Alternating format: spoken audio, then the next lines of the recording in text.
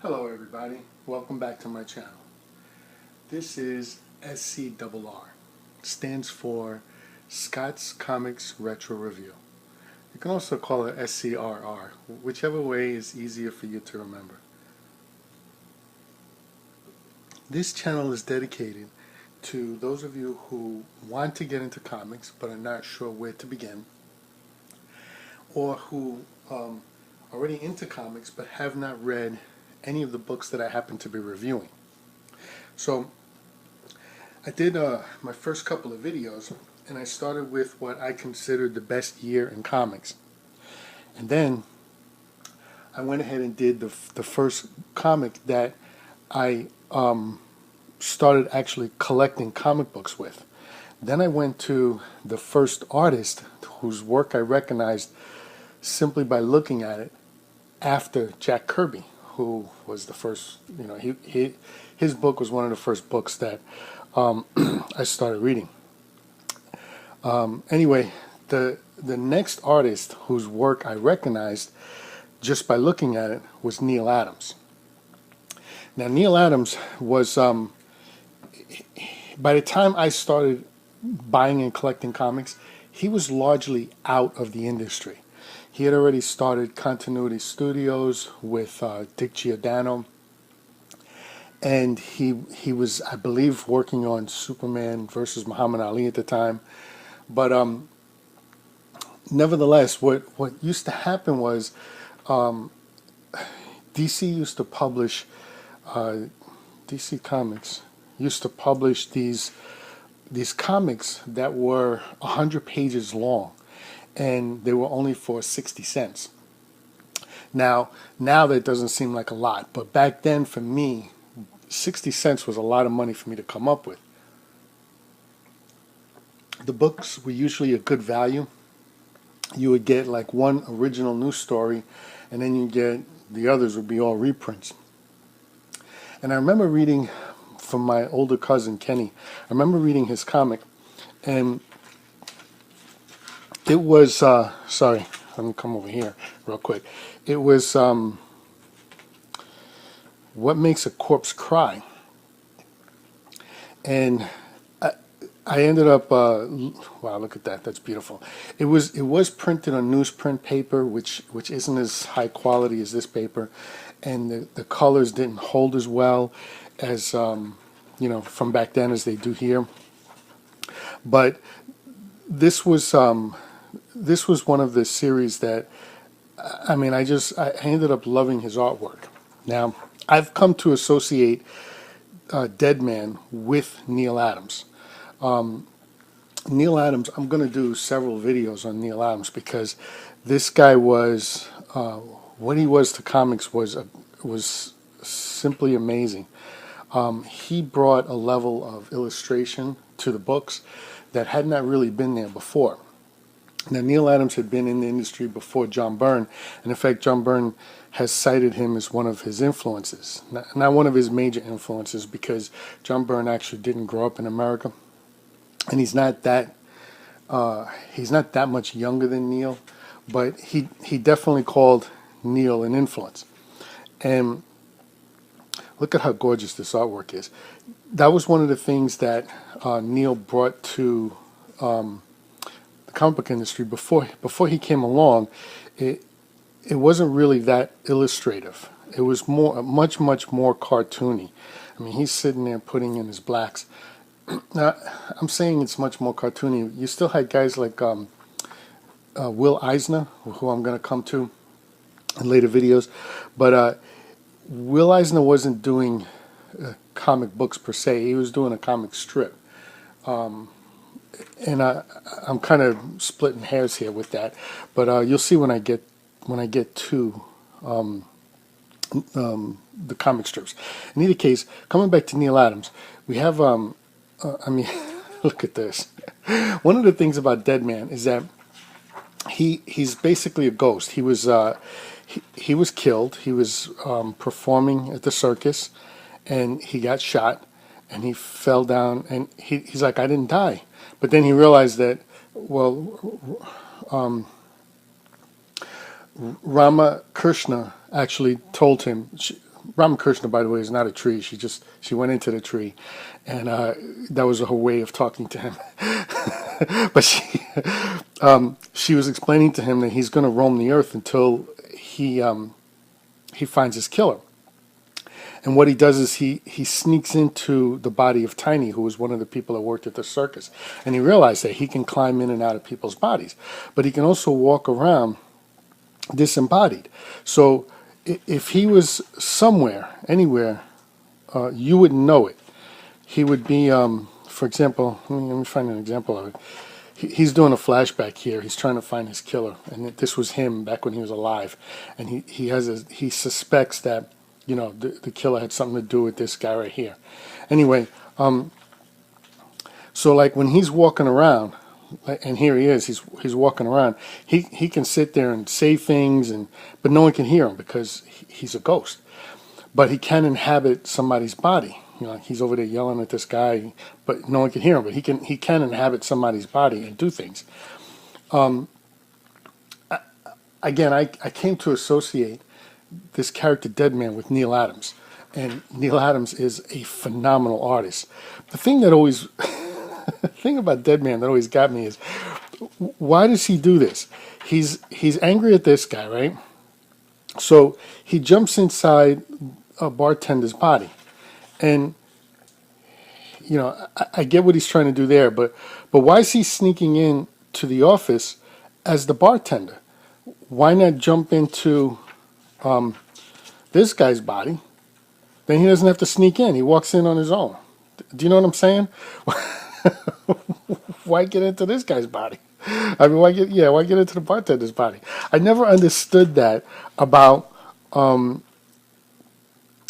Deadman. Now, I get why they did it, because for story purposes, they want to have fights and conflict, and you can't do that if you just take over the bad guy and have him turn himself in. It's like no drama there at all. But anyway, this was a really good story as far as that was concerned, if you ignore that aspect of it, okay?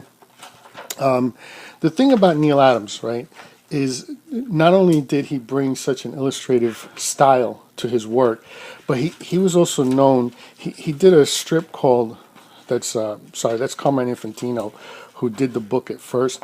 These books, by the way, are reprints.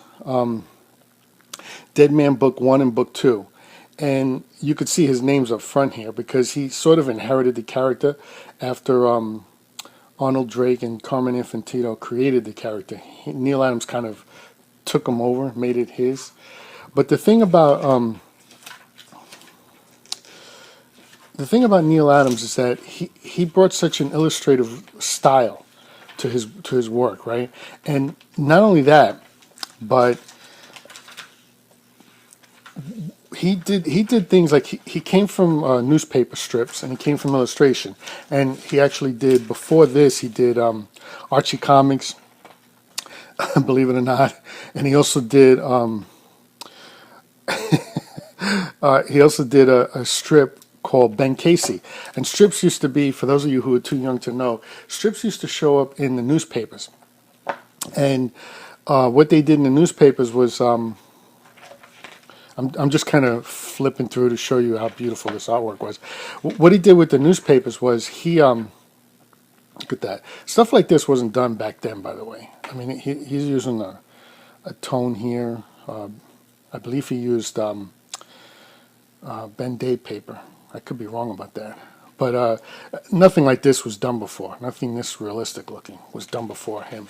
In either case, one of the things he did, and I should have marked it off for you before I started this video, I kind of forgot. But one of the things he did was he in Ben Casey, the newspaper strip, you know, for those of you who are too young, people used to buy newspapers. And there used to be a comic book section in newspapers. And back in the 60s, they were a lot larger. As I was growing up, they were shrinking to the point where I just couldn't read them. And the funny thing was that I don't get this with newspapers, but you know, they talk about their circulation dying because of the internet, but they used to have when people bought a newspaper back in the day, they would kind of look at the headlines, and then they would flip to the sports section, and then flip to the comic section. And for the most part, they were done. But, some people would look for other things in the newspaper. But, my point is that if the comic section was that well read, why would you start shrinking it and messing with it? In either case, Neal Adams came along, and the things he did was simply amazing. He's gone on to do other things since then, but this is one of the things that made him famous. One of the things he did too was, like when he was hanging around the DC offices doing this, what would happen is somebody would say, I don't want to give too much away. I apologize for this. What he would do is he would say, give me a book that is not selling, and I'll take that book, and I'll take that book, whatever book is not selling. So in either case, this allowed him to experiment, because his thing was that they wouldn't look at him. They would keep their eyes off of him while he was doing what he was doing, and he can kind of experiment and do what he wanted to do. And he was kind of famous for that, kind of well known for that. In either case, Book Two, I ended up seeing this as a kid too. I believe it was also my cousin's. Maybe I owned this one. I don't remember. But he teamed up with the Batman. Neal Adams was also instrumental in bringing Batman back to his creature of the night roots, because everyone had him as look at that. Everyone had him as the Biff Bam Pow Adam West Batman. Anyway, look at stuff like this. Just was never done. I'm showcasing Neal Adams' art because whenever it was reprinted, I would definitely pick the book up and go crazy over it. I just loved his artwork. Always have, and I always will. I'm not so much buying his new stuff anymore. I could do a review on that if you want me to, but I kind of prefer not to do that. But the things Neal used to do with his book was amazing. And I'm trying to find a particular page in here. This is the page I was just about to give up. One of the things that Neal Adams was famous for was he did, with Ben Casey, he did what was known as the hidden head. In other words, he would draw a full page in the strip Ben Casey.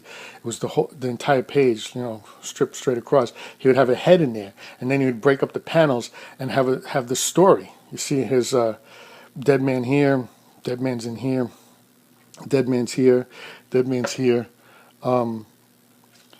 Dead man's here, but there's a head. I don't know if you could see it. I'm not going to point it out to you. Hopefully you could see it real quick. But there's a giant dead man's head there. So anyway, that's one of the things that made Neal Adams one of my favorites at such an early age. Again, I was still very young, and he was kind of out of comic books, so all I had to go on was his. All I had to go on was the reprints that came out, because he was mostly done with comics at the time. So if you're interested in his book, this one also is good for kids as well. I know there was one I posted that there were a couple I posted that weren't really good for kids. This one is good for kids, even though it's about a ghost. It was written during what's known as the Comics Code Authority, which I kind of want to explain a little bit later. It was during the period of the Comics Code Authority, which meant it's okay for kids. You could just take a look at the link down below, and there's 2 links to get each of these books, and if you wanted to go ahead and get it, and honestly, just the artwork alone is worth it for me. I used to buy comic books for artwork back then when I was a kid, and these came out before I started collecting.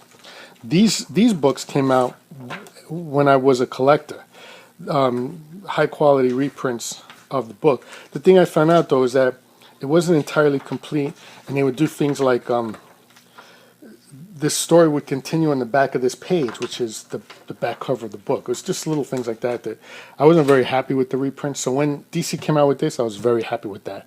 Anyway, if you liked the video, please like, subscribe, share. You can comment. let people know what this is about. Thank you very much. This is SCRR.